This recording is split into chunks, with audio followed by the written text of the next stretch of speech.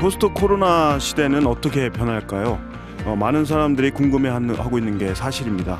그래서 오늘 대전 MBC와 대덕넷이 이 주제를 가지고 AI 과학자들과 함께 유튜브 잡담을 해보려고 합니다. 제가 이게 잡담이라고 표현을 했는데요. 사전에 미리 좀 오해가 없길 바라는 마음에서 말씀드리는 건 사실 오늘 대화가 코로나 전문가나 미래학 전문가가 대담을 하는 게 아니라 그냥 어떤 다양한 분야의 과학공학자들의 어떤 관점에서 코로나 이후의 삶의 상상의 나래를 한번 잡담해보는 그런 컨셉으로 이 가벼운 대화 정도로 이해해 주시면 감사하겠습니다.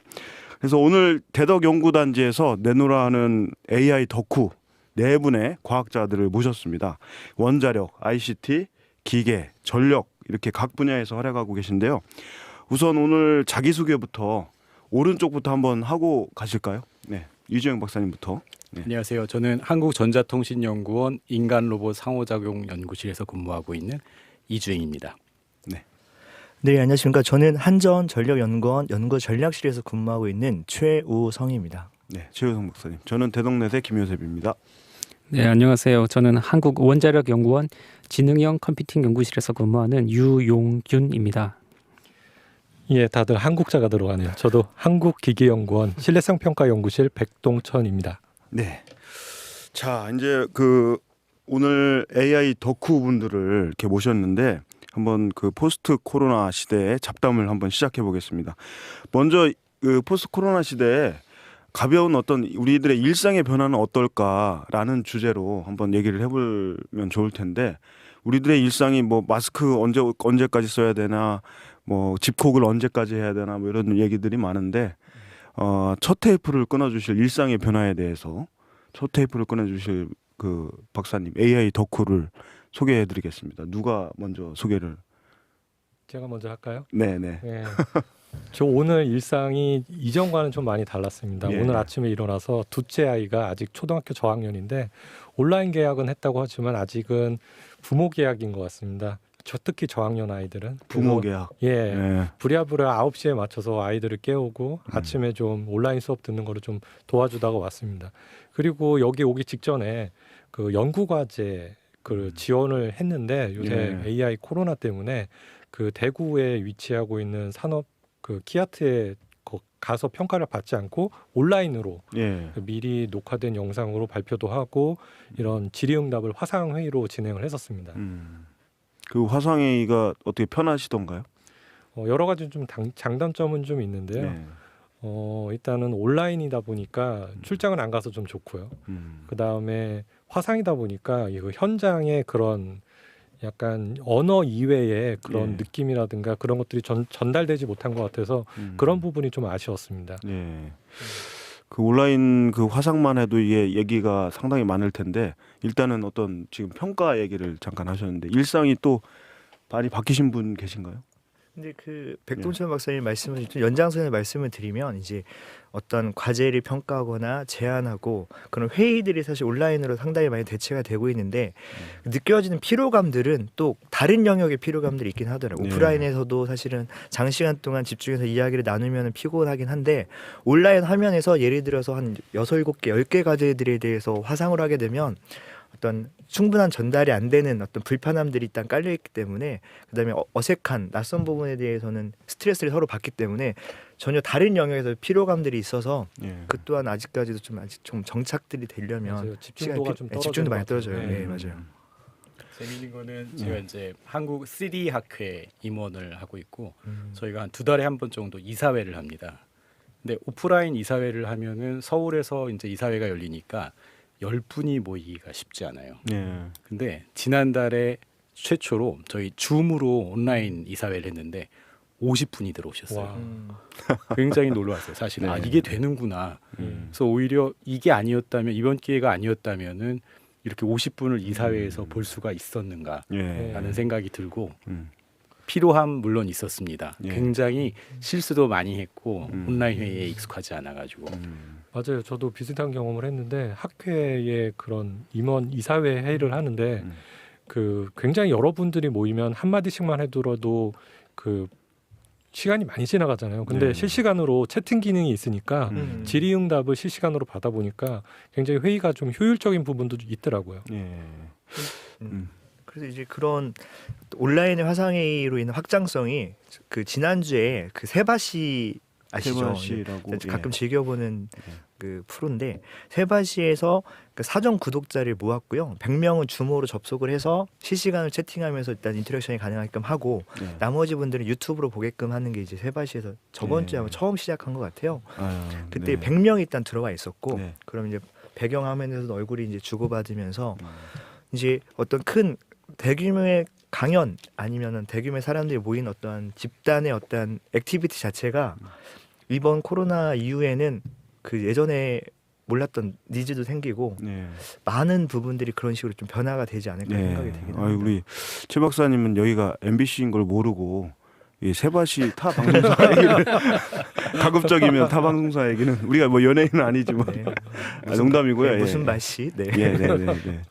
그 사실은 이 집콕 뭐 언택트 뭐 해가지고 이게 사실은 이게 언택트 하면은 컨택을 하지 않는다, 접촉하지 않는다라는 그래서 만나지도 않고 어떤 뭐 모임들에 대해서 지금 이제 만나지는 실제 않지만 오프라인 비대면 뭐 이런 얘기들이 있는데 어떤 분은 그 자체를 만나지 않는 게 아니라 이번 코로나 사태로 인해서 이 접촉하는 방법을 새롭게 정의하는 것이다. 뭐 이런 말을 정의하는 걸 봤어요. 네, 들었는데 그런 차원에서 이게 좀 많이 변화가 있는 것 같아요. 그죠?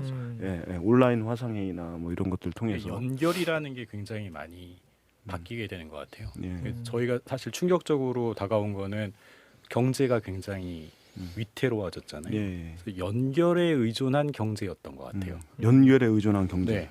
뭔가 멋있는 네, 오프라인 상에서 나오네요. 네. 무엇이 움직였었어야 했거든요. 물건이 움직이고 사람이 만나야만 돈이 흐르는 물건이 맞아요. 흐르는 그런 경제였었는데 또 한편으로는 재택근무로 일하시면서 전혀 영향을 안 받는 디지털 경제 속에 계신 분들이 있었다는 거죠. 그래서 이제 그런 연결 기반에 대해서 새롭게 생각하게 되는 것 같아요. 그러니까 물리적 연결과 가상의 연결 사이에서 이 두 가지의 역할에 대해서 다시 한번 이제 생각해 보는 거죠. 네. 네. 뭐가 더 좋고 나쁘다 뭐 이런 둘 다 존재를 그렇죠. 해야 되는. 예. 그렇죠.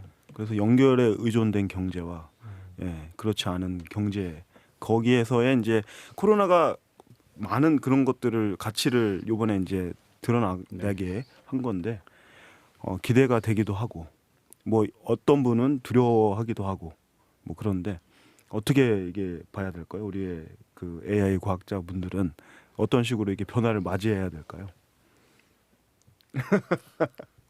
네. 일단은 이주영 박사님 말씀하신 것처럼 그 사회적 거리두기 위해서 물리적인 공간의 거리는 멀어졌지만 이 사이버상에서의 공간은 굉장히 가까워진 것 같습니다. 그다음에 시간상으로도 지금 온라인 접속자가 그 온라인 계약을 하는 경우 동시 접속자가 많아지잖아요. 동시에. 그래서 그 동시간대에 사람들이 어떤 같은 사이버 공간에서 폭발적으로 모이기 때문에 그런 것들에 대한 뭔가 좀 이슈가 좀 있는 것 같습니다. 그런 어떤 온라인 화상 뭐 이런 것들 분명히 어떤 분은 그런 얘기하더라고요. 제 카이스트 어떤 교수분이 원래는 안 하려고 했었는데 이번 이것 때문에 해야 되는 상황이 도래했잖아요. 그래서 하게 됐는데 물론 이제 그 학생들이 그런 화면들을 보면서 그 강연을 하는데 그 코로나 전과 후에 뜨는 교수와 지는 교수가 있다.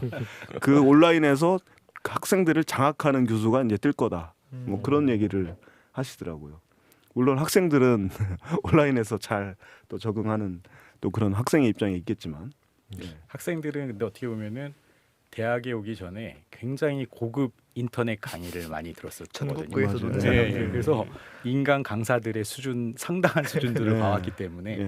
아무리 카이스트 교수님이라고 하셔도 그쵸. 그 수준으로 따라가시기는 쉽지 않을 그러니까요. 것 같아요. 그래서 요즘에 뭐 대학가에서는 등록금 반환 운동도 일어나고 그 결국엔 그게 퀄리티가 좀 대학 네. 교육의 퀄리티 문제가 이제 드러나는 거 아닌가. 효과적인 지식의 전달과 근데 리서치 연구하는 건 좀 다른 영역이 것이잖아요. 예. 이렇게 보면은 어떻게 보면 예전에는 저희는 학교에 있진 않지만 연구도 잘하셔야 되고 잘 가르치셔야 되고 여러 가지 역할들을 둘 하셔야 되는데 어떻게 보면 앞으로는 약간의 나눠지는 역할의 구분들도 사실은 가능하지 않을까. 정말 티칭이 특화되신 교수님들 같은 경우에는 그 자체로서의 또 존재감이나 영향력을 발휘하시는 게 맞을 것 같고, 그다음에 순수하게 연구가 잘하시는 분들은 그분이 어떤 학생을 지도하거나 가르치는 데 스트레스 좀 덜 받고 정말 연구에 집중하게끔 어떻게 보면 시대가 그런 역할의 분담에 대해서도 좀 요구하지 않을까 그런 생각도 조심스럽게 교수님도 싫어하시겠지만 그런 그러니까 교육 문제도 그렇지만 경제도 마찬가지고 굉장히 여러 가지 내재되어 있는 문제들이 사실 있었고 언젠가는 해결했었어야 되는데 이번에 이제 코로나 이 사태 때문에 급격히 부각이 된 것 같아요. 네, 더 네. 빠르게 더 빠르게 그거를 맞닥뜨리게 된 거고, 그래서 코로나 이전과 이후는 같을 수 없다라고 얘기하는 게 정말 맞는 얘기인 것 같습니다. 우리 이 박사님. 네, 그 사실 인공지능 학계는 사실 온라인으로 콘텐츠가 많이 나오기 시작했잖아요. 그렇죠. 근데 다시 다른 분야들은 아직까지 그렇게 안 됐었는데 이제 이 코로나 때문에 이제 다른 분야도 다 같이 이제 온라인 콘텐츠를 이용하게 됐죠. 그래서 이제 대학이 단순히 지식을 전달하는 걸로는 이제 부족한 것 같아요. 사실 그 유튜브 보고 그다음에 그 뭐 미국에 있는 좋은 대학의 강의들 보고 그렇게 할 수 있거든요. 예. 그래 강의로 전달하지 못하는 어떤 다른 무언가를 이제 학교가 주지 못하면은 전달해 주지 못하면은 몰락하겠죠 학교가. 예. 이제는. 뭘 줘야 될까요? 지식 말고. 근데 이제 그게 대학 교육이 아니라 중고등학교랑 연계해서 보면 사실은 아까 말씀하신 것처럼 온라인에서 저희 전국구에서 이렇게 잘 가르치시는 분들 유명하시잖아요. 네. 그러면 그런 스타 강사들을 일반 선생님들께서 뭐 열심히 하셔도 약간의 다른 영역에서의 어떤 경쟁 예. 우위를 확보하기 좀 어렵거든요. 그러면은 지식 전달에서는 더 이상 안 됐고 정서적으로 교감하고 지금 많이 소외되고 있는 어떤 인간다움에 대한 어떤 인성 교육이나 이런 부분들이 오히려 다시 돌아가야 되지 않을까. 아. 만나서 정서적 거리 안에서 그 친구들 격려하고 정말 지식을 전달하는 게 아니라 그 하나하나의 어떤 개개인의 개성과 어떤 인격들을 존중하면서 개별적으로 이렇게 터치해주는 어떤 오히려 인성 교육들이 이제 앞으로의 학교에서는 오히려 더 AI 시대에 어떤 지식 전달이 아니라 그런 인성 교육과 바른 교육 이런 부분들이 더 역으로 특화되지 오프라인에서는? 않을까. 예, 오프라인에서는 아, 그게 더 예. 부각돼야 되지 않을까 생각이 좀 들기도 아니면 합니다. 저는 또 생각이 좋은 자료는 널려 있잖아요. 네. 근데 그게 그 좋은 자료를 어디에 어떤 자료가 있는지를 찾는 정리해 놓은 게 또 재산이에요. 그래서 사실 널려 있는 자료들이 많이 있는데 개인마다 개인의 실력이나 개인의 능력에 따라 어떤 자료를 맞춤형으로 제공해 주는 그것만 해도 어떻게 좀 어떤 비즈니스가 될 수 있을 것 같아요. 이게 지금은 그냥 그 50명이 앉아서 똑같은 걸 배운다고 하면은 예. 개인의 어떤 능력이나 자기 능력 그 어떤 소화하는 정도에 따라서 예. 다른 걸 알려주는 거죠. 그래서 네, 다 네. 개인마다 다른 콘텐츠를 주는 방식으로 그 가이드만 해준 것만 해도 클 것 같아요. 교육기관의 역할이. 예. 그러니까 인공지능하고 결합된 교육이 되면 뭐 그렇게 괜찮을 그렇겠네요. 것 같아요. 예, 예. 그래서 저희 이제 큰 애가 이제 교대를 나와가지고 그 교육에 대한 이야기를 자주 할 기회가 있었고 또 저는 인공지능을 연구하고 있으니까 둘 사이에 어떤 접점이 있을까 생각해 보면은 결국에는 개인화에 대한 이슈가 아닐까. 예. 그러니까 30명 아이들을 똑같은 커리큘럼으로 네, 가르쳤었는데 이제는 뭔가 인공지능이 선생님을 대체하는 게 아니라 보조 수단이 된다면 말씀하신 것처럼 네. 아이들에게 맞는 어떤 커리큘럼을 짤 수 맞춤형으로. 있어야 될 것 같은데 근데 이제 그것도 어떻게 보면 이번 그 코로나 사태 때문에 그 수요에 대해서 뭔가 더 문제가 더 제기가 되는 것 같아요. 그러니까 사실 우리가 뭐 네트워크 굉장히 좋고 EBS 잘 돼 있다고 얘기했지만 굉장히 다들 우왕좌왕 하고 있는 거잖아요. 맞아요. 그리고 아마 집에 아이가 그 강의 들으면서 어떻게 하고 있는지 잘 모르겠지만 선생님하고의 인터랙션이라는 건 거의 없을 것 같거든요. 예. 그래서 아무리 인공지능이 잘 되고 뭐 센서가 잘 된다고 하더라도 결국 학교에는 한번 와야 될 것 같은 네. 그런 상황인 것 같아요. 맞습니다. 그 온라인 교육에 대해서 자연스럽게 지금 얘기가 되고 있는데 혹시 뭐 자녀분들 요즘에 상황에 대해서 느끼신 점들이 있나요? 아까도 말씀드렸던 것처럼 일단은 실제 현장에서 선생님한테 생생한 음성으로 듣는 게 아니기 때문에 예. 집중을 잘 못하더라고요. 그래서 그런 문제가 있고 일단은 학교면 똑바로 앉아 있는데 예. 집이니까 예. 그냥 침대에서 누워서 예. 그냥 편하게 듣고 이렇더라고요. 그런데 이제 이거를 유튜브 같은 경우에는 2배속, 1.5배속 그렇게 빨리 들을 수가 있잖아요. 예. 저희 큰 아이 같은 경우는 이미 아는 내용은 그렇게 스킵해서 보고 잘 못 들어서 이해가 안 되는 부분은 앞으로 돌려서 보고 그런 좀 유용성은 있더라고요. 예. 확실히 동영상으로 그렇게 하다 보니까 자기 마음대로 맞춤형 개인 학습이 가능한 거죠. 사실 저도 이제 AI를 배우게 된 게 그 스탠퍼드 앤드류 뉴 교수님 그 네. 온라인 컨텐츠를 보고 했는데 1.5배속으로 들었어요 그때. 그래가지고 그때도 이제 그런 컨텐츠에 익숙해지다 보니까 현장에서 강의를 듣는 게 너무 이렇게 자기 마음대로 못하니까 오히려 불편해지더라고요. 예. 어떤 순간에는. 맞아요. 예. 이 시청자분들은 앤드류 교수님이 어떤 그 메시지를 전했길래 이렇게 AI를 공부하게 되는지 잠깐 설명 좀 해주시죠. 그 스탠퍼드 앤드류 뉴 교수님이 그 콜세라라는 예. 그 온라인에서 강연을 이제 하세요. 그러면 이제 유튜브에 있는데 각국의 언어로 번역이 돼서 볼 수도 있고요. 그다음에 심지어 숙제를 코드를 짜서 제출을 하면 자동으로 또 채점도 해서 AI 렉처답게 그렇게 해서 주거든요. 사실 그거를 통해서 배웠는데 대학에서 배우는 것보다 훨씬 효율적이었어요. 저 같은 경우는 학습하는 것들이. 네네. 모르는 부분 다시 보고 하니까요. 예, 시청자분들 우리 특히 이제 초등학생부터 AI에 관심 있으신 분은 이렇게 정보를 습득하셔서 한번 보시면 또 AI하고 친해지는 계기가 되지 않을까. 잠깐 AI 교육 관련 사족이었습니다. 자료는 그 네. 최우성 박사님이 지난주 AI 프렌즈 세미나에서 아주 잘 정리해 놓은 게 있어가지고 그러세요? 그거를 잠깐- 참고하시면 좋겠습니다. 잠깐 뭐한 깨알은 예. 깨알홍보. 일단은 저희 AI 프렌즈는 그 대중의 AI를 지향하는 저희 네. 오픈 커뮤니티고요.